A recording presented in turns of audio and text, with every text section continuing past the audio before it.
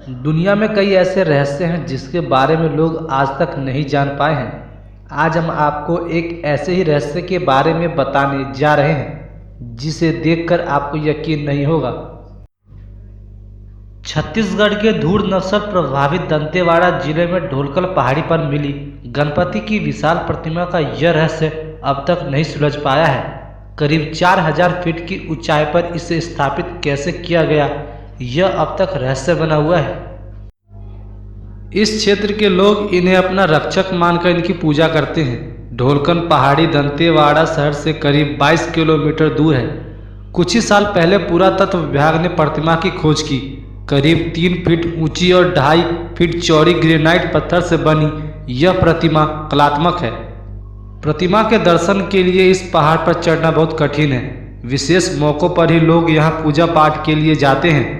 गणपति की इस प्रतिमा में ऊपरी दाएं हाथ में फरसा और ऊपरी बाएं हाथ में टूटा हुआ एक दांत है, जबकि आशीर्वाद की मुद्रा में निचले दाएं हाथ में वे माला धारण किए हुए हैं और बाएं हाथ में मोदक है। स्थानीय भाषा में कल का मतलब पहाड़ होता है, इसलिए ढोलकन के 2 मतलब निकाले जाते हैं। इसका एक मतलब तो यह है कि ढोलकन पहाड़ी की वह चोटी जहां गणपति प्रतिमा है वह बिल्कुल बेलनाकार ढोल की तरह खड़ी है, और दूसरा वहां ढोल बजाने से दूर तक उसकी आवाज़ सुनाई देती है।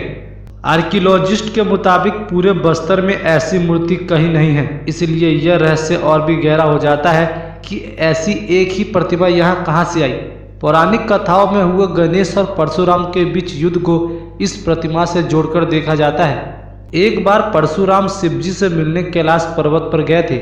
उस वक्त शिवजी आराम कर रहे थे और गणेश जी पहरा दे रहे थे।